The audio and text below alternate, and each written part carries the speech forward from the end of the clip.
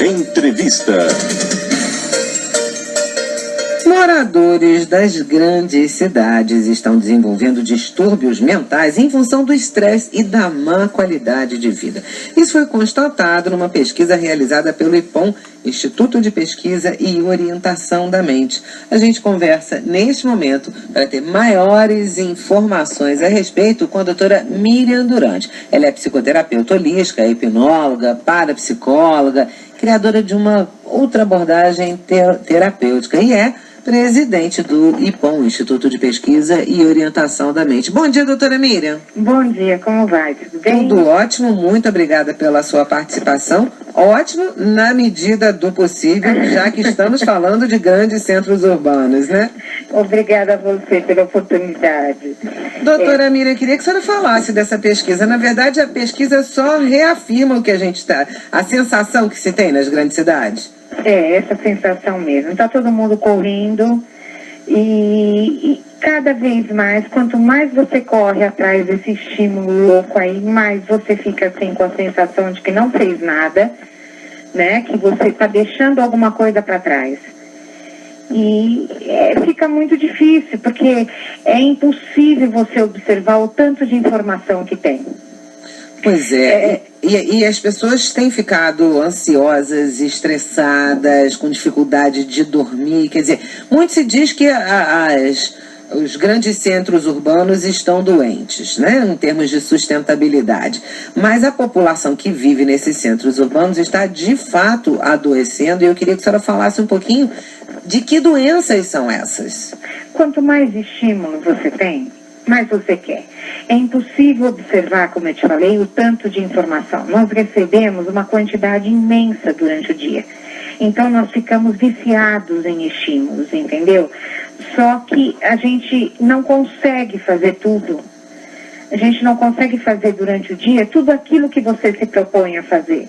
Então, você fica com uma sensação de que você não é suficiente, que você deixou algo para trás. Isso vai te dando uma insatisfação muito grande. E fora isso, você está cada vez mais o dia inteiro fora de casa. Depois que você sai de casa, você pega aqueles ônibus lotados, você tem correria durante o dia inteiro. Você viu pela pesquisa o que acontece? É o da superlotação do transporte público, é o trânsito caótico, o excesso de tarefas, são as longas jornadas, é aquilo que você engole o dia inteiro. Então, tudo isso é o politicamente correto, tudo isso vai te deixando como se você tivesse com uma panela de pressão pronta para explodir. Como você não pode falar nada, o que você acaba falando com a pessoa que você tem mais intimidade? Na sua casa. Só que muitas vezes nós estamos chegando muito tarde em casa. Você fica nesse ambiente o dia inteiro. Você está chegando cada vez mais tarde em casa. Então, nós estamos vivendo num processo muito ruim. Tanto que cada vez mais a gente escuta. Todo mundo está agressivo. Você pega as pessoas no trânsito. Está cada vez pior a violência. Né? Então, as pessoas estão ficando doentes. Eu costumo falar que tem alguns sinais para você perceber como você está ficando até você ficar doente. Quais são as doenças? Depressão, pânico, uma ansiedade, não a ansiedade normal da gente, porque o estresse, a ansiedade, ele tem um nível muito bom, até que ele não domine você. Quando ele domina, aí já não é um nível bom.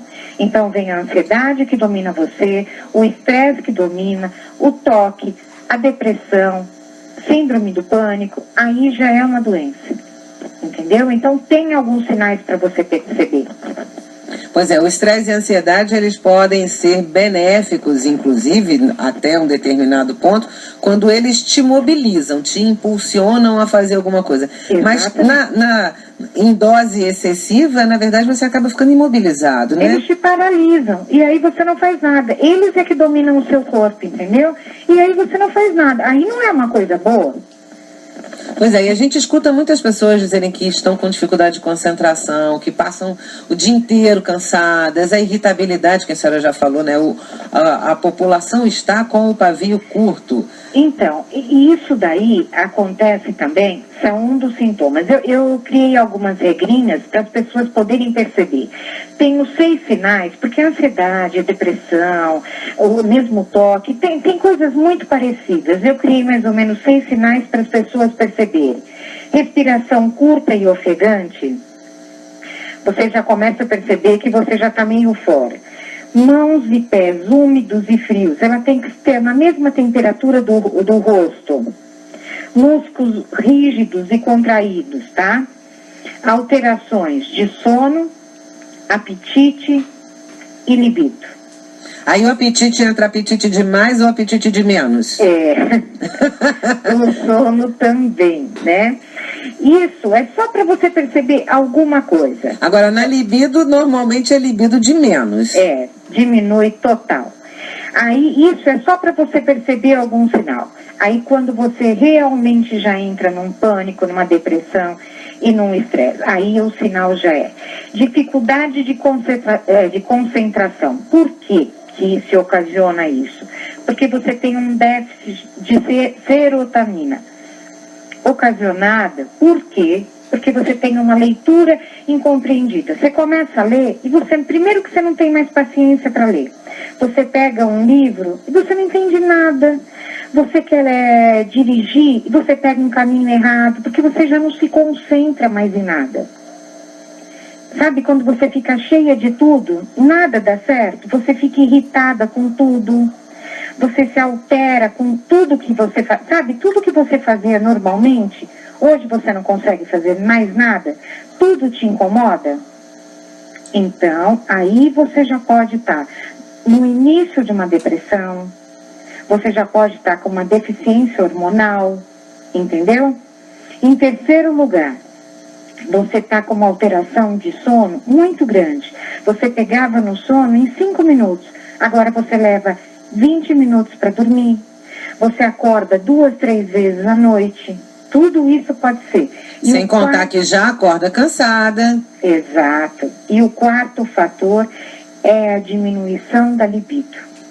O que é importante, a importância da sexualidade na nossa vida, nem preciso te falar. Então, quando você tem tudo isso, aí como é que você trabalha no dia seguinte? Como é que você convive com as pessoas no dia seguinte? Agora, doutora Miriam, tudo isso que a senhora está colocando me parece me parecem doenças sociais, né? Quer Exatamente. dizer, as cidades, o ritmo de vida que a gente leva está levando ao adoecimento. Mas tem uma questão aí que eu já ouvi muitas pessoas se queixarem disso, que a senhora fala da depressão, de uma série de outras doenças mesmo, né? Mas tem uma questão aí que precisa ser administrada exatamente para as pessoas não caírem doentes, que é a sensação de fracasso, porque a senhora começou dizendo, a gente tem a sensação de que o dia passou e não fez nada, porque é tanta informação, a gente tem a sensação, e a gente tem uma sensação de que a culpa é nossa, que o fracasso é nosso, e que fomos nós que não demos conta. Porque você pega muita coisa para você, foi o que eu te disse no começo. Nós temos tanta coisa, e a gente tem uma coisa chamada pressa. Corremos demais e o nosso corpo não acompanha tanta demanda, nem o nosso corpo e nem a nossa mente. Entendeu? Desafios ocorrem na vida de todos nós. O que nós temos que aprender é gerenciar esses desafios. Senão, não dá. Todo mundo tem um limite. E cada pessoa tem que aprender qual é o seu limite. O que você é capaz de fazer. Porque se você der conta de uma pilha, essa pilha vai aumentando cada vez mais. Você precisa aprender o que você é capaz de fazer e respeitar aquele seu limite. Pois é, mas se você não der conta dessa pilha, é preciso que haja, inclusive, um debate maior sobre isso. Porque se você não der conta dessa pilha, o fracasso é seu e tem quem dê. Também tem isso, né? É uma sociedade extremamente competitiva, né? Então, mas é bem assim também. Não adianta nada você dar conta de uma pilha e aquela conta tá de qualquer jeito, entendeu? Então eu acho assim, tem um limite, tem uma conversa. Às vezes você tem um medo. Nós fizemos a primeira pesquisa, que foi do trabalho, e mostrou que 70% do brasileiro está infeliz no seu trabalho. Né? Então não adianta nada eu pedir para você fazer 10 coisas e você fazer 10 coisas de qualquer jeito. Porque não vai adiantar nada.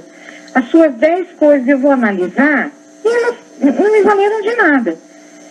Então é assim, tem que entrar num acordo. Porque você concorda que se eu pedir para você fazer 10 e você fez 10 no serviço de 2 horas, eu vou pedir para você fazer mais 10. Né? Então é assim, tem que ter um acordo entre as partes. O que acontece é que nós gostamos de estímulos. Então a gente vê tudo aquilo, a gente fala, nossa, que maravilha, a gente quer mais também. Só que a gente não dá conta. Não dá conta de tudo. Então a gente precisa aprender a fazer cada coisa de uma vez. Separar. Não adianta nada você ficar no computador, você conversar aqui do lado, você ficar no seu celular, você mexer no computador. Não dá. A nossa mente não consegue. A gente aprendeu que nós somos multitarefas. Não somos. A nossa mente não acompanha, gente. A mente não acompanha 500 coisas ao mesmo tempo. Então tá dando tanta pane do jeito que tá dando. Pois é, mas para a gente não ficar com uma sensação, doutora Miriam Durante, já que a senhora é psicoterapeuta holística, trabalha com essa outra abordagem terapêutica, né, da busca do autoconhecimento, para a gente não ficar com uma sensação de que deu tudo errado. A senhora falou que se chegar a um acordo, se você faz 10 coisas em 2 horas, vão te pedir mais 10. Então, há que se chegar com um acordo, mas tem um acordo que a gente tem que chegar primeiro com a gente, né? Exatamente. Porque, olha, você acaba deixando tudo para depois, né? Você vai começando a ficar tão irritada que você chega numa hora que você fala assim, quer saber? Eu não quero mais saber de nada. Porque o estresse e a ansiedade vão te levando a um ponto que é tudo ou nada. Sabe, que chega a um ponto que você não quer mais saber, a fadiga é tanta, ou você explode de uma vez, entendeu? E aí você não faz mais nada. Porque você vai, e chega uma hora que não tem mais, o seu corpo não aguenta mais. Quer dizer, ou você explode ou você implode. Então você precisa ter uns momentos para parar, não adianta. Você precisa ter aqueles momentos em que você levanta um pouquinho, para. Não adianta, se você fica em cima de um problema, em cima, e você não acha a solução, não adianta. Relaxa, que aí a solução vem. Não adianta você ficar em cima. Precisa descobrir qual é o seu limite. Cada pessoa tem um limite.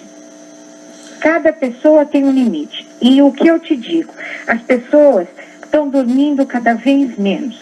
Se as pessoas descobrirem que se ela dormir todas as noites bonitinho, ter 8 horas de sono, 80% dos problemas acabam aqui, só com dormir bem. É isso que as pessoas não estão entendendo. E elas acham hoje que dormir é uma perda de tempo. Por quê? Porque tem tantos estímulos que se eu dormir eu vou perder um monte de coisa.